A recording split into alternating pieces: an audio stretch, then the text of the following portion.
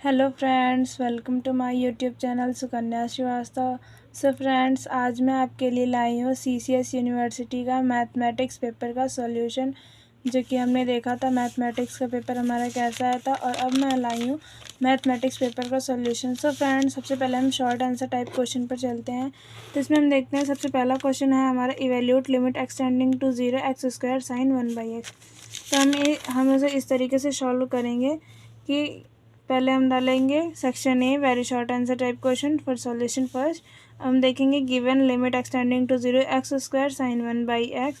अब हम left hand limit पहले लेके चलेंगे, तो लिमिट एक्सटेंडिंग टू 0, तो क्या हो जाता है, फंक्शन हमारा 0 माइनस एच, तो limit extending to 0 f minus h. Limit extending to 0 minus बाहर आएगा, और ये एक्स स्क्वायर की जगह एच स्क्वायर साइन 1/माइनस एच हो जाएगा, तो limit extending to 0 h square sine 1/h।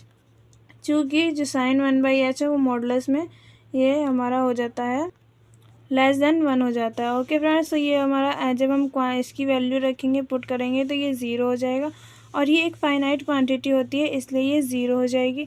अब इसी प्रकार हम RHL निकाल लेंगे, जिस तरीके से हमने LHL निकाला था, तो ये भी 0 प्लस h हो जाएगा, FH हो जाएगा, ये H square sine 1/h। Then हम आगे देखते हैं क्या हो जाएगा, ये एच स्क्वायर साइन 1/h। तो इसी तरीके से हम इसमें भी वैल्यू पुट करेंगे, तो ये 0 इंटू फाइनाइट क्वान्टिटी हो जाएगा, और ये साइन 1/h की वैल्यू -1 से लाई करती है, तो इसलिए ये 0 हो जाएगा। तो हमने देखा हमारा LHL और RHL इक्वल्स था, और उन दोनों की वैल्यू 0 आई थी, इसलिए जो हमारा इसका जो आंसर आएगा वो क्या आएगा, 0 आ जाएगा। ओके फ्रेंड्स, तो अब हम सेकेंड क्वेश्चन देखते हैं। इसमें पूछा है, if y is equals to 1/ax plus b then find yn। So friends, हमें ये फार्मूला पुट करना है। आप देख सकते हैं इस तरीके से, given y is equals to 1/ax plus b, तो हम y is equals to ax plus b को हम इस प्रकार लिख सकते हैं, ax प्लस बी की पावर -1। ओके, तो अगर हमें, आपको पता होगा, अगर आपने पढ़ा होगा, तो इसका yn का फार्मूला हो जाता है -1 की power n factorial a to the power n, ax plus b की पावर -n-1।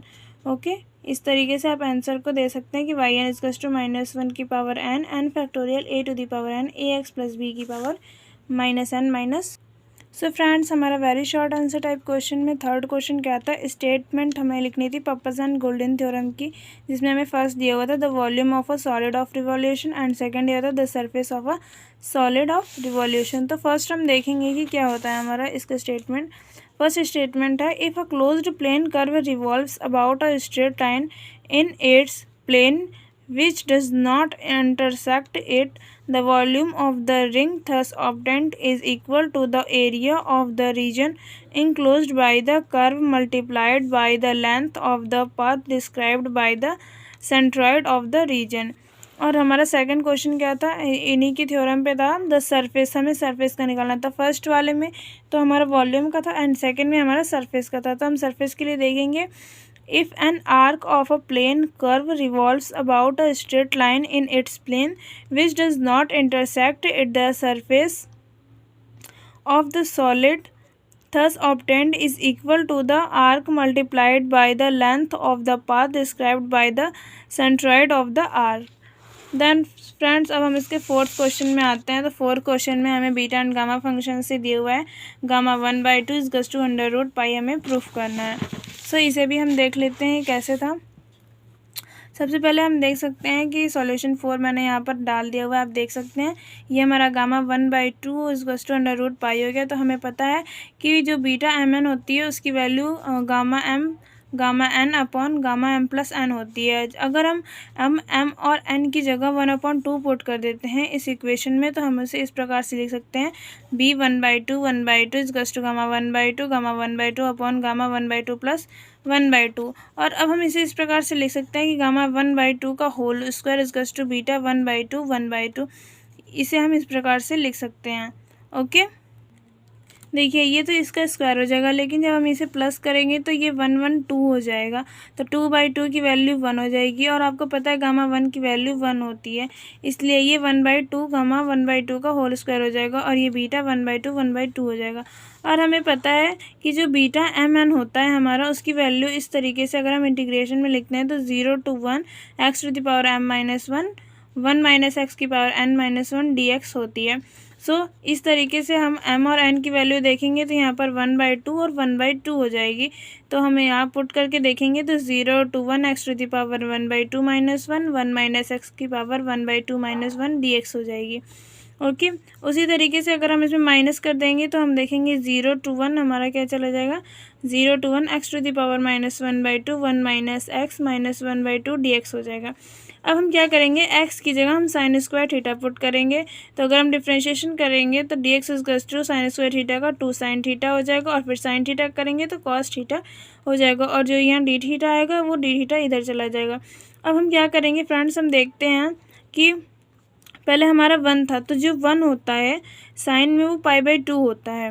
ओके, तो ये 0 से π/2 चली जाएगी हमारी लिमिट, और यहाँ पर साइन थीटा इन्वर्स हो जाएगा और कॉस थीटा -1 हो जाएगा, और ये हमारा 2 साइन थीटा और कॉस थीटा हो जाएगा, और ये डी थीटा हो जाएगा।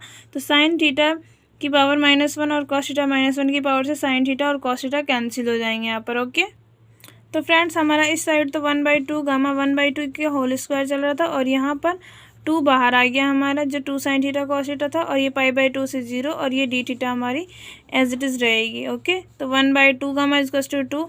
अब हमने जब इसका इंटीग्रेशन करेंगे तो ये डी थीटा और ये π/0 to π/2।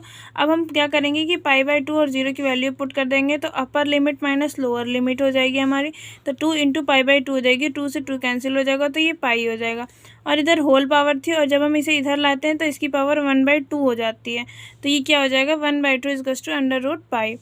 ओके फ्रेंड्स, अब हम फिफ्थ में देखते हैं। तो फिफ्थ में हमारे क्वेश्चन में क्या था कि हमें जो है define upper and lower Riemann integral दिखाना था हमें, कि अपर एंड लोअर इंटीग्रल क्या होता है उसे हमें डिफाइन करना था। तो उसके लिए मैंने यहाँ लिखा हुआ है upper and lower Riemann integral की जो definition. The lower Riemann integral of f over close interval a b is the supremum of L P f over all partitions P belongs to P close interval AB. It is denoted by -a to b integration fx dx। Okay, इसी तरीके से हमारा जो है अपर हम देखेंगे तो क्या होता है, the upper Riemann integral of f over a b close interval a b is the infimum of U P f over all partition P belongs to P close interval a b. अब हम इसे it is denoted by इस तरीके से denote करते हैं कि minus हम इसमें पहले बाहर लेते हैं और a टू -b लेके चलते हैं, जो कि fx dx हो जाएगा। और इसे इस तरीके से भी हम करते हैं कि -a b - के f इज़ टू -के upon integration a - b f हो जाएगा। और क्या होता है, जो ये और ये होता है वो हमारे इक्वल होते हैं। आप इस तरीके से देख सकते हैं कि अगर इंटीग्रेशन में a टू -b जाएगा और वो -f रहेगा, तो हम इसे इस तरीके से भी लिख सकते हैं कि माइनस बाहर ले लेंगे और integration -a to b of f हो जाएगा। ओके फ्रेंड्स, अब हम चलते हैं। ये हमारा very short answer type question था जो हमें सारे अटैम्प्ट करने थे। सो फ्रेंड्स, अब हम आते हैं सेकेंड वाले पोर्शन पे अपने, जो कि है हमारा शॉर्ट आंसर टाइप क्वेश्चन। इसके हम क्वेश्चन देखेंगे कौन कौन से थे। फर्स्ट क्वेश्चन हमारा है evaluate limit extending to 0 a to the power x minus b to the power x upon x। तो उसके लिए हम देखते हैं, ये इनडिटर्मिनेंट फॉर्म का क्वेश्चन था जो इस प्रकार है। हम सबसे पहले इस सारे इक्वेशन को i के इक्वल्स में मान लेंगे। तो i is to limit extending to 0 a to the power x minus b to the power x upon x, जो कि एक इनडिटर्मिनेंट फॉर्म है, क्योंकि अगर हम 0 की वैल्यू पुट कर देंगे तो a टू द पावर 0 और minus b to the power 0 upon 0 हो जाएगी। तो a टू द पावर 0 की वैल्यू 1 होती है, तो 1 - 1 0 हो जाएगी, तो ये 0 अपॉन 0 वाले इनडिटर्मिनेंट फॉर्म बन जाएगी। लेकिन हमें इसे ऐसा नहीं करना है। हमने यहाँ क्या किया, सबसे पहले यहाँ पर हमने एल हॉस्पिटल रूल अप्लाई किया। कौन सा रूल अप्लाई किया, L hospital rule. L hospital rule के अकॉर्डिंग क्या होता है कि जो हमारा ऊपर वाली टर्म होती है उसका डिफ्रेंशिएशन ऊपर रहता है और नीचे वाली टर्म का नीचे रहता है। तो a to the power x का अगर हम डिफ्रेंशिएशन करते हैं तो a to the power x log a minus b to the power x log b आ जाएगा, और x का 1 हो जाता है। तो i is to limit extending to 0 a to the power x log a minus b to the power x log b। अब हमने यहाँ क्या करना है कि जो x की वैल्यू है वो हम पुट कर देंगे, तो यही हो जाएगा a to the power 0 log a minus b to the power 0 log b। अब a टू द पावर 0 और b टू द पावर 0 की वैल्यू क्या हो जाती है, 1 हो जाती है। तो ये हो जाएगा log a minus log b, और log a minus log b को हम इस तरीके से लिख सकते हैं कि log a upon log b। तो इसका आंसर हमारा आ जाएगा i is equals to log a upon b।